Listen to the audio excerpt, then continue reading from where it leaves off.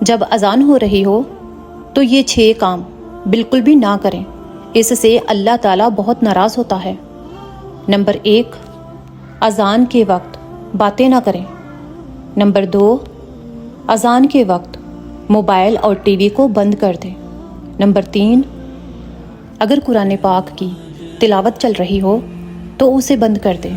Number 4، اگر آپ کہیں جا رہے ہو تو راستے میں ہو، اذان ہو رہی ہو تو رک کر اذان کو پورا سنیں۔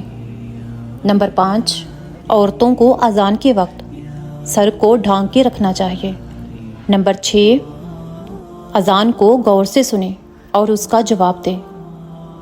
اور ایک بہت ہی اہم بات، دھیان سے سنیں، دین کی بات آگے بڑھانا ثواب کا کام ہے اور صدقہ ہے، اس لیے آگے شیئر ضرور کریں۔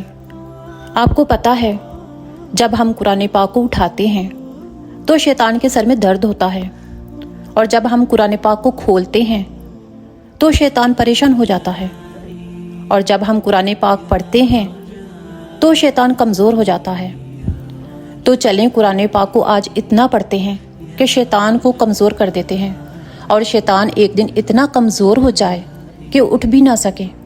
اور ایک بات اور، کیا آپ جانتے ہیں کہ جب آپ یہ بات دوسروں کو بتائیں گے تو شیطان آپ کو روکے گا، آپ کو کمزور کرے گا، لیکن آپ اپنے ارادے مضبوط رکھنا اور ایک شیئر ضرور کرنا۔ جزاک اللہ۔